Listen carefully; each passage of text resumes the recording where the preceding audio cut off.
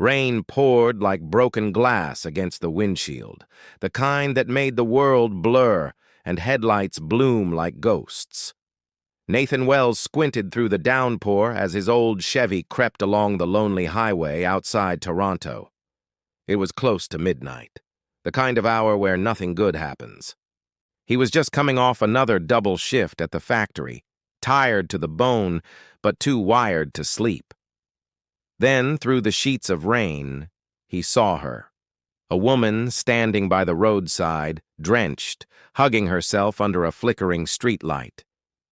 Something about the way she kept looking over her shoulder sent a shiver through him. He slowed down, rolled the window halfway. "You need a ride?" he called out. Her eyes darted toward the dark woods behind her before meeting his. "Please," she said, voice trembling. "Someone's following me." Nathan's instincts screamed to drive away. This wasn't his problem. But there was something in her eyes, something desperate, human. He unlocked the door. "Get in." As she climbed in, shivering, a flash of headlights appeared far back on the road. Not a passing car, but one that slowed when he did. He swallowed hard, pressing the gas. "It's okay," he said, though he wasn't sure who he was trying to convince, her or himself. Her name was Elena Brooks, she said, clutching her soaked purse like a lifeline. Nathan glanced at her through the dim glow of the dashboard. Her hair clung to her cheeks, her breathing sharp and shallow. "You said someone was following you?" he asked. She nodded, staring into the mirror. "That car. It's been behind me since I left the train station." Nathan's grip on the steering wheel tightened. Behind them, distant headlights cut through the fog, keeping pace no matter how he turned. He turned off onto a side road, hoping to lose them. The tires splashed through puddles, wipers beating like a frantic heart. "You got somewhere safe?" he asked. She hesitated.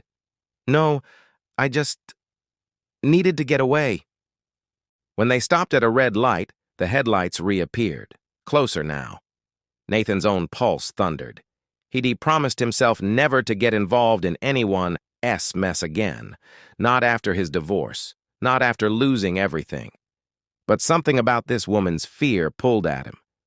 He shifted into drive and whispered, "Hang on." The light turned green, and he floored it into the storm. The rain turned violent, the road a blur of water and shadow. Nathan's truck fishtailed slightly, tires struggling for grip. Behind them, the mystery car followed, headlights like two angry eyes cutting through the storm. Elena clutched the dashboard. "Who are you?" she shouted over the wind. "Just a guy trying to get home," Nathan said. They sped down a narrow rural road that wound through pine trees, every shadow feeling alive.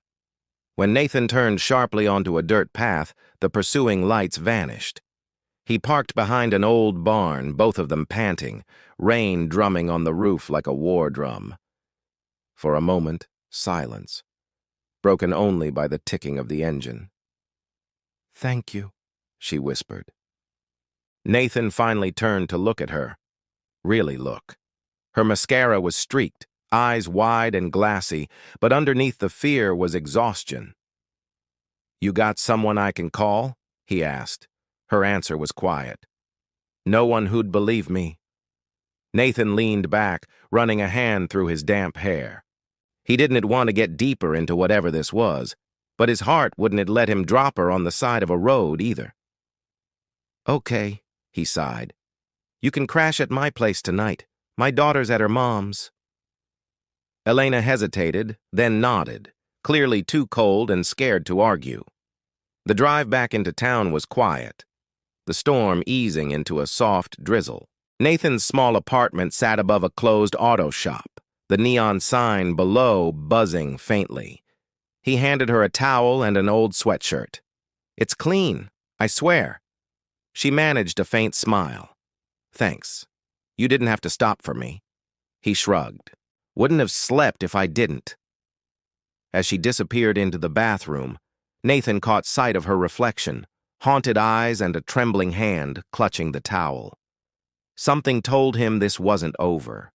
He just didn't know how deep the night was about to drag them both. When Elena emerged, wrapped in the oversized sweatshirt, she looked younger, fragile in a way that stirred something protective in Nathan. She sat at his kitchen table, sipping hot tea while he reheated leftover soup. "You said someone was following you. Any idea why?" he asked. She hesitated. "I think I saw something I wasn't supposed to." He frowned.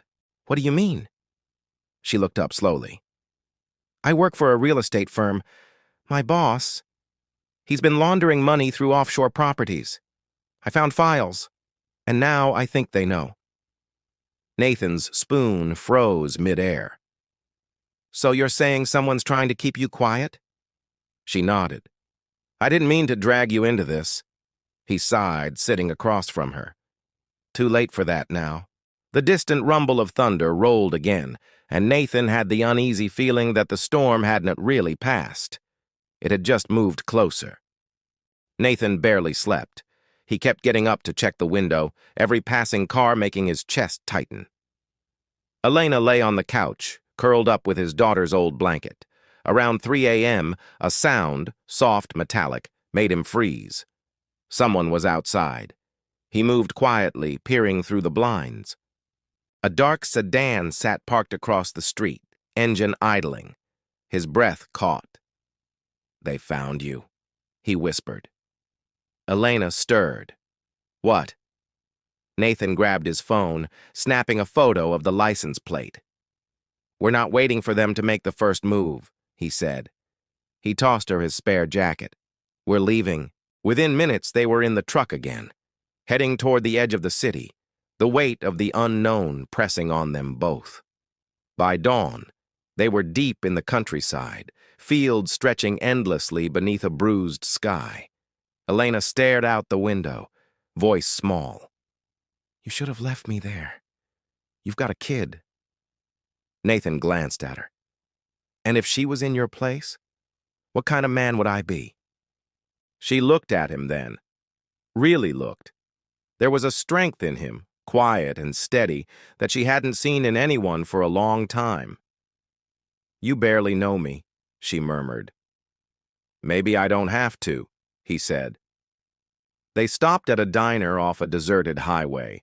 The warmth inside felt almost unreal. As they ate pancakes and bad coffee, she smiled for the first time. But when a man in a gray coat entered and glanced their way, her face went pale again. "That's him," she whispered. Nathan followed her gaze. The man pretended to browse a newspaper, but his eyes flicked toward them too often. Nathan leaned close. "Go out the back," he whispered. "Now." Elena hesitated. "What about you?" He smiled faintly. "I'll stall him." She slipped out the rear exit as Nathan stood to pay. When the man moved closer, Nathan's tone hardened. "You lost or just bad at being subtle?" The stranger smirked. "You don't want to get involved, friend." Nathan stepped closer. "Already am." The man's jaw tightened. "Where is she?" Nathan shrugged. "No idea. And if I did, I'd still tell you the same thing." The tension cracked like static. Then, the man lunged. Dishes crashed. People screamed. Nathan's fist connected once, hard, and he bolted through the kitchen door, heart pounding, to find Elena waiting by the truck. "Go!" she shouted. Tires screamed as they tore out of the lot. They drove for miles, not speaking, adrenaline still thick in their veins. When they finally stopped at a gas station, Elena turned to him, voice breaking. "You could have been killed." He exhaled shakily. "So could you." Her eyes filled with tears. "You don't even know me, Nathan." He reached out, touching her hand gently. "Maybe I don't need to. Maybe it's enough to know you didn't deserve to be hunted." For the first time in years, Nathan felt something spark inside. Purpose. He'd been drifting through life since his wife left, since the custody battles drained him. But now, helping Elena, he felt alive again. When she whispered, "Thank you," he just smiled. We'll figure this out. Together. They found a small inn near a lakeside town, the kind that looked safe because it was forgotten. Elena took a long shower while Nathan sat on the porch, phone in hand. He sent the photo of the license plate to an old friend who still worked in law enforcement. Need a favor. Quietly. When Elena joined him, wrapped in a borrowed coat, she said softly, "I haven't told you everything." Nathan glanced over. "I figured." She took a shaky breath. "Those files? I didn't just find them. I downloaded them to a flash drive. It's in my purse." His heart sank. "So they're not just trying to scare you. They want proof you don't still have it." She nodded.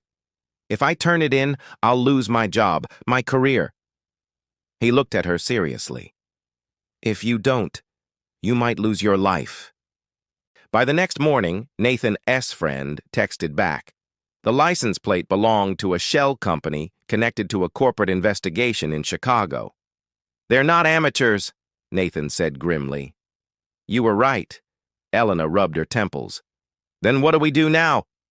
He looked toward the rising sun, its reflection dancing on the lake. "We finish what you started."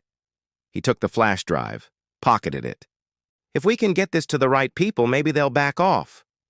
She smiled faintly. "You sound like a cop." He chuckled. "Nah, just a tired dad trying to do one decent thing before the world eats him alive." For the first time in years, laughter cracked through the fear. Fragile, but real. Nathan and Elena left the inn before sunrise, the lake still cloaked in mist. The drive south was silent except for the hum of tires on wet asphalt. Nathan's phone buzzed, a message from his contact. "Meet me in Detroit. Quiet place, bring the drive." As they crossed into the city, skyscrapers rose like ghosts of steel and memory. Nathan parked near a coffee shop, waiting. "You trust this guy?" Elena asked. "I used to," Nathan said. "He helped me when I hit rock bottom." A man in his 40s approached, trench coat pulled tight. "Wells," he greeted. "You really know how to pick trouble." Nathan introduced Elena quickly. His friend, Detective Monroe, studied her. "You've got the kind of evidence people kill for." Elena clutched her purse. "Then help us get it to someone who can do something." Monroe nodded, but his eyes flicked to the street, uneasy. They followed Monroe into a small parking garage. "We'll talk inside," he said. The place smelled of oil and concrete. But as they stepped in, Nathan's instincts flared. Too quiet. The echo of footsteps came from the far side. "Monroe?" Nathan asked. The detective turned, eyes heavy with regret. "I didn't sell you out," he said, "but someone followed me." A black SUV rolled out from the shadows. Two men stepped out, one holding a silenced pistol. Elena gasped. Nathan pulled her behind a pillar just as a shot rang out, the bullet sparking against steel. Monroe drew his weapon, firing back. "Go!" he shouted. Nathan grabbed Elena's hand, sprinting toward the exit as chaos erupted behind them. They burst into daylight, lungs burning. Nathan's truck roared to life, tires screaming as they sped away. "We can't trust anyone," Elena said through tears. Nathan gritted his teeth. "Then we trust ourselves." They drove for hours, across the border into the U.S., until exhaustion forced them off the highway. They found an old cabin listed as a short-term rental near Lake Michigan. Peaceful, remote, the kind of place danger might forget for a while. That night, under the soft glow of a lamp, Elena finally allowed herself to breathe. "I used to think I was strong," she whispered. "Career, money, confidence, all of it gone in a week."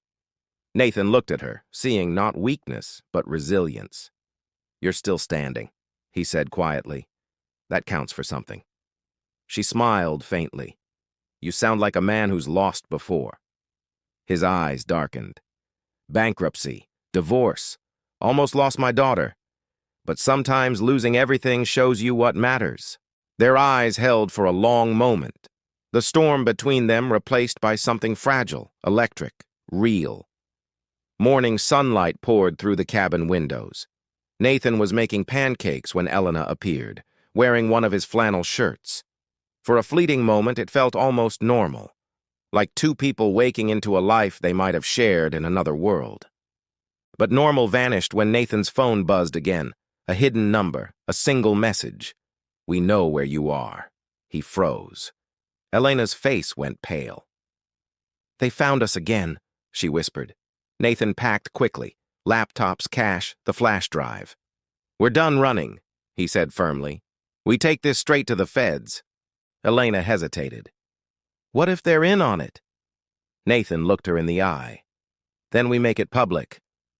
For the first time, his voice carried a quiet steel. The voice of a man who I'd decided fear would not rule him anymore. They drove into Chicago under gray skies, the city alive with sirens in motion. Elena found a contact from her company who I'd once hinted at being uneasy with their boss, deals, a journalist now working for a financial crimes blog. They arranged to meet at Millennium Park.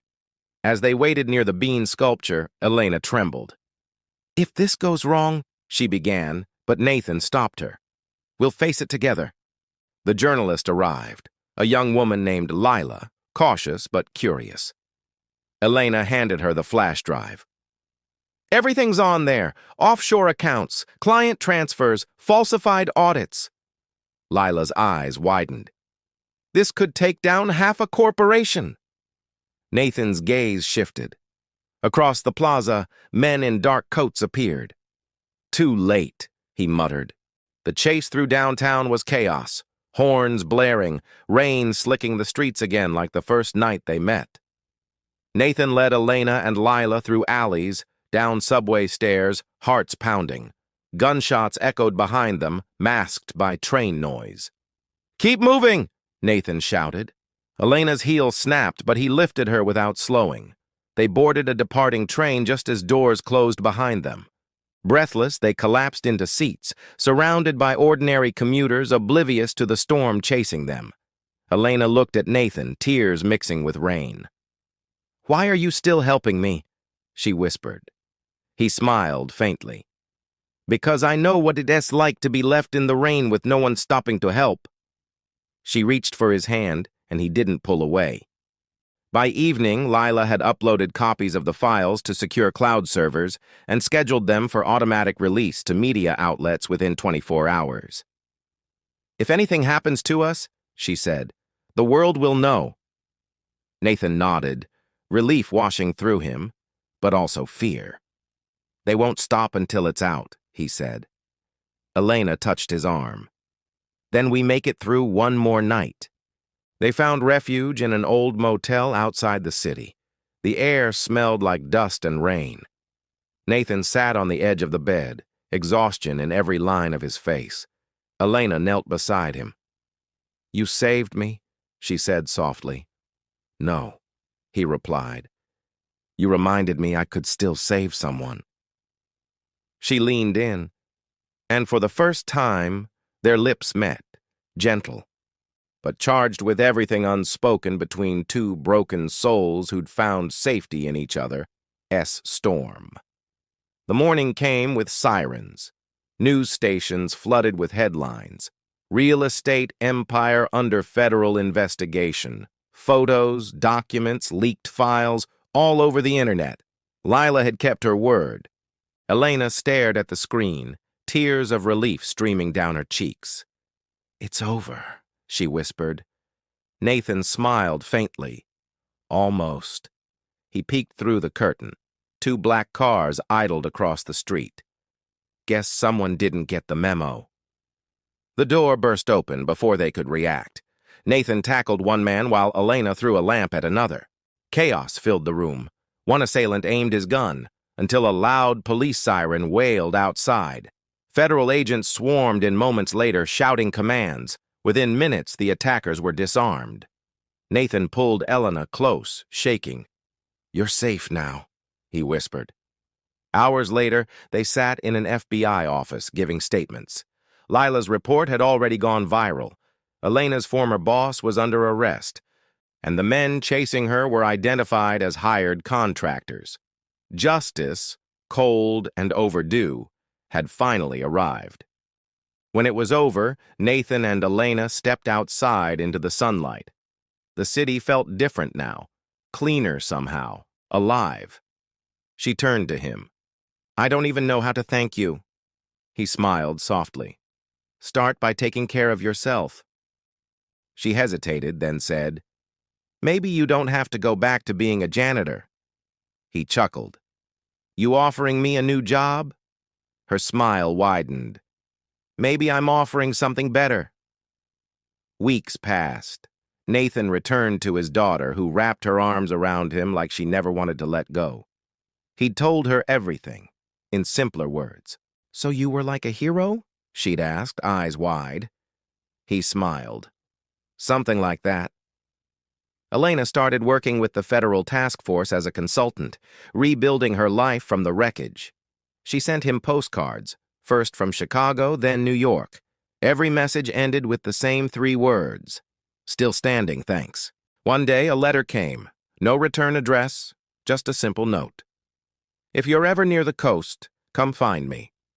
And beneath it, a small drawing of a raindrop, their storm-turned symbol. Months later, Nathan drove along the coast of Maine, sea spray glittering under a golden sunset. He found her there, standing near a lighthouse, hair dancing in the wind. She turned, smiling through tears. "You came." He nodded, stepping closer. "You said to." They stood in silence for a long moment, the ocean roaring around them, the past fading like waves retreating to sea. "I used to think storms only destroyed things," she said softly.